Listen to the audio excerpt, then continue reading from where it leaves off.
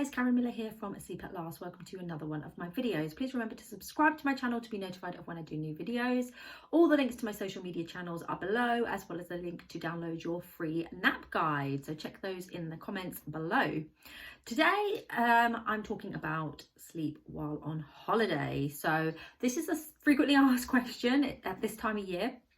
I often get asked, and obviously last year with it being COVID, etc., lots of people didn't go on holiday, which means this year there are a whole load of babies and toddlers who have potentially never even slept anywhere other than in their beds for most of their sleeps. And so going on holiday at the moment for a lot of parents is a very daunting prospect. And so the first thing I want to say is do not freak out, like stay calm and manage your expectations around their sleep on holiday. Sleep on holiday is always going to be tricky. It's never going to be perfect, and you kind of have to accept that things will be different. That said, it doesn't mean that you have to assume that your child is just going to sleep terribly while you're on holiday, and that is going to be a nightmare and it's all going to be stressful. So, you know, stay calm and put it into perspective. Like, going on holiday is stressful enough. You've got to pack for multiple people, multiple different scenarios.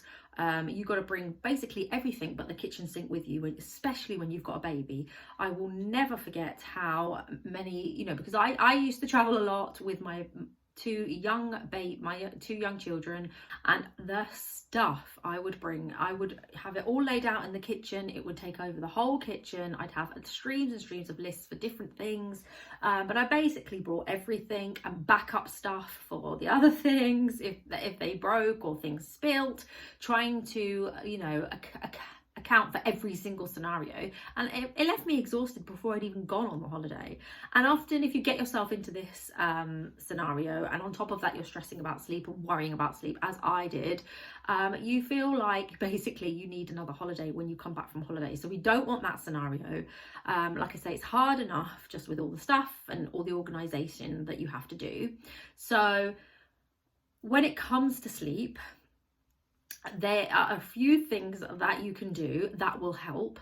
But firstly, I just want to say, if your child is already sleeping through the night or is generally a decent sleeper and you don't have that many sleep issues, don't worry that going on holiday and them having a few nights, even a week of disrupted sleep and short naps, late bedtimes, is going to throw everything out of the window, and all your hard work is going to be undone. Because that's the question that I get asked the most, is all my hard work going to be undone when I go on holiday? And the answer is no. Kids are really good at adapting, and eventually they will get tired. Like, at the end of the holiday, they will be knackered, and they will catch up on that when you get back. So if all else fails, if it's been a nightmare and it's all gone to pot, just remember that they will get back on track when you come home. Now, that is not taken into account how they settle themselves to sleep, though. If you go on holiday and you have a child that's self-settling, and then you're on holiday and you suddenly start co-sleeping or giving them a dummy or holding them, then yes, that will then quickly be the new norm. And when you come home from that holiday, especially if it's longer than a week, you will then have to maybe do a little bit of sleep training to get that assistance away from them again. So to avoid having to go through that, avoid introducing any new associations. The buggy is not quite the same thing. With the buggy, that's just somewhere else for them to sleep, and you're just trying to get them to sleep on the go. So it's slightly different. And you know, older babies especially, and toddlers can see that a buggy is not their bed. So they will recognize their bed when they get home, and they will naturally sleep more deeply in their beds than they are going to in a pram or a pushchair. If you're out and about, that's just a fact. So don't worry too much about the pushchair. But yes, in terms of schedule, my top tips for that really are try and stick to their usual timings if you can. So try and stay consistent, try and stick consistently to the wake up time as well. So like, always try and keep waking, you know, if they wake up at 7 o'clock normally at home, try and keep that up on holiday as well. Wake them at 7 in the morning so that you can get their naps in. Try and keep to their same naps. They may not nap as long, that's fine. You can give them another nap if you can later on, or like I say, if all else fails, just give them an early bedtime. but trying to keep to their existing schedule will help you out. The other thing is, if in terms of the environment, bring all their sleeps, like their things, not their sleep associations, but the healthy sleep props and cues. So like comfy toys, any toys that they usually have in their room, in their bedroom, night lights, white noise, sleep bags, like any of that stuff. Make sure you bring it with them, even pillows if you can, because it's just helpful. It's the same with us when we go somewhere. I love to bring my own pillow where I can because I'm fussy about things like that. So it's useful to bring all the stuff again. And then in terms of like eating out, because often your schedule is interrupted because you want to go out for lunch or you want to go out for dinner, I would try and stick to one or the other if you can. So if you're going out for lunch, try not to go out for dinner as well, or if you're going out for dinner, try and be home for the lunch, so that at least they've got one sleep at home. Ideally it is the bedtime, but there are occasions obviously where you will be going out for dinner probably at their bedtime, and in those scenarios just pop them in the buggy, get them into their pajamas, don't worry about bedtime routine, pop them into their buggy, get a blackout solution like Snooze Shade, for example. I've got a link for that in the comments as well if you want to go check that out, because they have really good blackout solutions for buggies and travel cots that are completely blackout. Pop their white noise in there, or bring some ear defenders if they're a bit older, to kind of block out the noise, and eventually they will go to sleep. And if they don't go to sleep and they're like messing about and they're wide awake, get them out, let them enjoy the dinner, let them have a run around, exert their energy, and you'll notice that they will then hit their wall. And when they do that, pop them in the buggy and they will go to sleep. Sleep may not be as consolidated in that they may be more wakeful, more restless sleep, not as deep.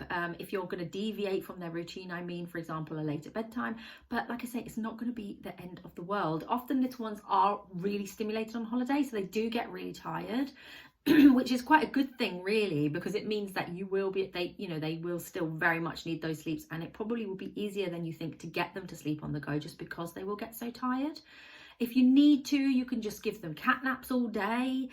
Try and stop napping them after 3 p.m. if they're kind of older than 6 months old, so that you don't mess with bedtime. However, if you know bedtime's going to be late, nap them after 3 p.m, give them a bit of a power nap around bedtime, get them up for a couple of hours, then put them back to bed. Like, you can play around with things.